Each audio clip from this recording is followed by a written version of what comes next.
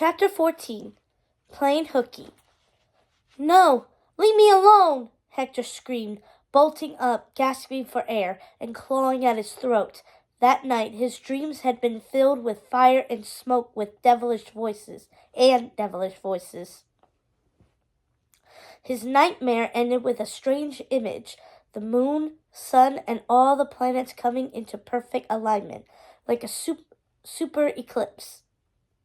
He woke up sweaty and more tired than when he went to sleep. He squinted at the morning light flooding his little room. His lungs burned from breathing smoke, even though it had just been a dream, except maybe it hadn't. Hector knew better now. Hades was real, and clearly he wasn't happy that Hector had backed out of their deal. But the Zeus Cup was locked up at Heroes, and his mom had the key. There was no way he could take it back now. Business was booming at Heroes ever since he had won the cup. People came in just to take pictures of themselves with the trophy case, and evidently they'd end up browsing and buying something. The image from his dream of the planets lingered in his mind. What did it all mean? He slid out of bed and studied his reflection in the mirror. He was still possessed with super strength, but his face looked haggard. Dark circles lined his eyes. His skin appeared sallow. He looked haunted. His body was strong, but he felt like he was losing his mind, and he didn't know what to do about it. His family didn't seem to understand, and he didn't have any friends, except for one, May. Hector felt sick at the idea of telling her what he'd done to beat her. He mulled it over, watching his face in the mirror. He couldn't go on like this much longer. He had to do something. He had to tell someone, and she was his only friend. What choice did he have? Hector searched all over town for May, finally finding her at the place he should have looked first, the track. She was sweaty and running laps, training with hurdles. She leapt over them with a natural grace and ease that Hector envied. He dug out his camera from its bag, and snapped some candid pictures of her run. When May crossed the finish line, she doubled over to catch her breath. Hector stowed his camera quickly. "May, hi!" Hector waved to get her attention. May looked up and her eyes narrowed. She didn't look happy to see him, that was for sure. "Hey there," she said as Hector lopped toward her. "What are you doing here? I thought you were busy with your fans these days."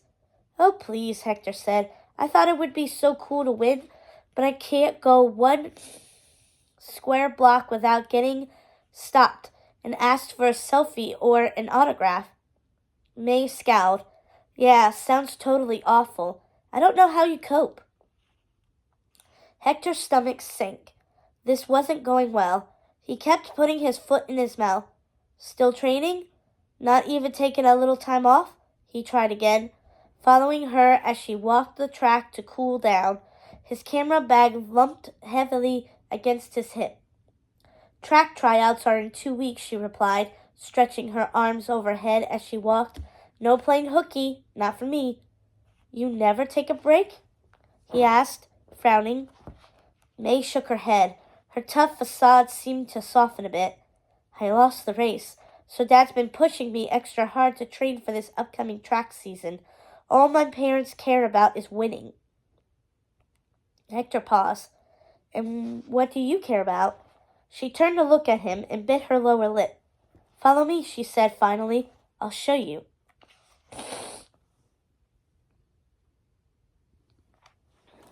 May led him to her house on the outskirts of town. They jogged together, so it didn't take long to get there. May lived in a ranch house like Hector's, but it was a sprawling tree-lined backyard filled with a track and training equipment, rope climbs, hurdles, benches, and weights, even a brick wall and mud trap. May caught him checking out the backyard practice field. Home sweet home, she said, then smirked. Or more like home sweet track. Wow, I'll see, Hector remarked, admiring the training equipment. Some of it clearly came from heroes, but a lot of it was custom built. He ran his hands over a wooden balance beam, admiring it. Who made all this? My dad did, May said. He really does love me. He just doesn't understand me, I guess. Hector nodded. I know what that feels like. Are they home? They're both at work, May said, leading him inside. Mom will be home soon, but Dad works the night shift, so he has time to train me during the day. Today he had to do a double because he took some time off for the big race.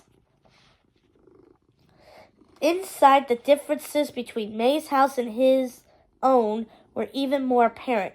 For starters, May was an only child, so it looked less well-trodden. The furniture was fancier and less worn, too. This is where the magic happens, May said, leading him into the finished basement, or rather, the music. She flicked a switch and light flooded the space, illuminating stands with shiny electric guitars in a range of colors, as well as amps, mixing boards, and other equipment. The floors were concrete covered with carpeting. The walls had foam tiling to soundproof the room.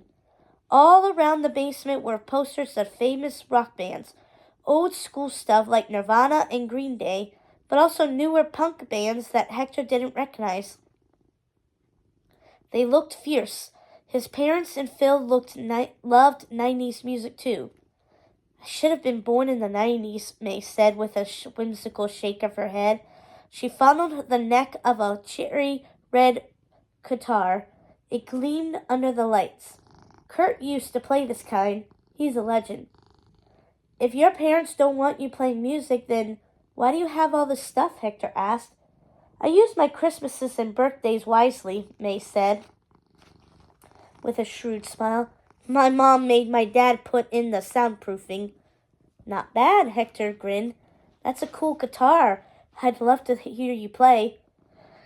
I don't know, May said, blushing. I'm kind of shy. Shy? Was she kidding? She never acted that way on the track. But then Hector understood. He felt shy about his photography too. It was because this was what she actually loved. Music was her true passion.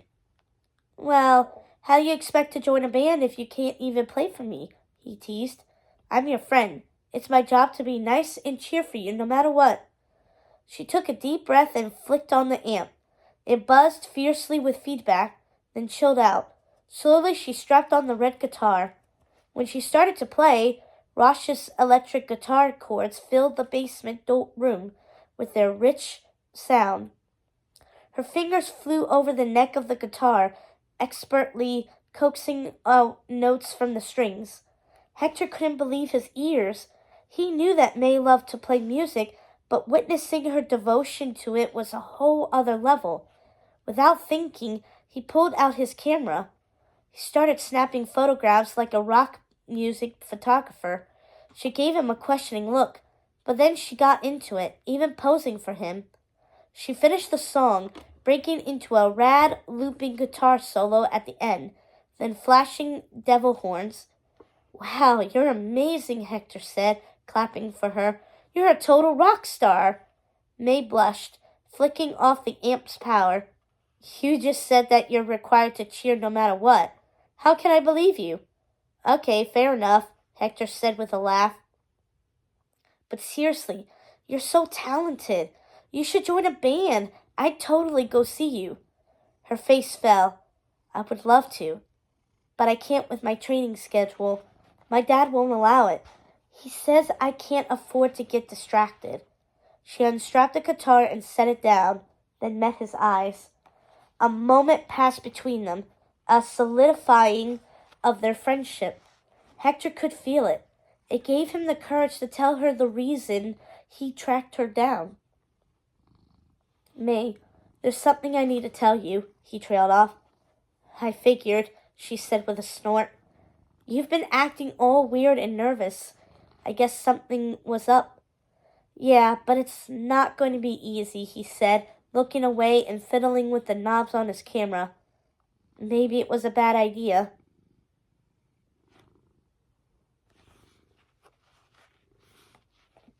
No, you can tell me anything. Heck, I just wailed on guitar for you. You know my secret. Yeah, but this is different, he hedged, his stomach twisting. She crossed her arms. Now you have to tell me. You're freaking me out. You promise to still be my friend? Hector said, no matter what? Of course, she said without hesitation. Best friends forever. Hector took a deep breath and confessed everything. His fear about losing the Zeus Cup to her after his defeat in the preliminary race, the demons showing up in his bedroom, making the deal with Hades, but then backing out. The more he talked, the wider her eyes got. When he finished, he flexed his arms to show her his muscle tone. The gifts that Hades bestowed on him still worked. Wait, that's how you won the race? You cheated?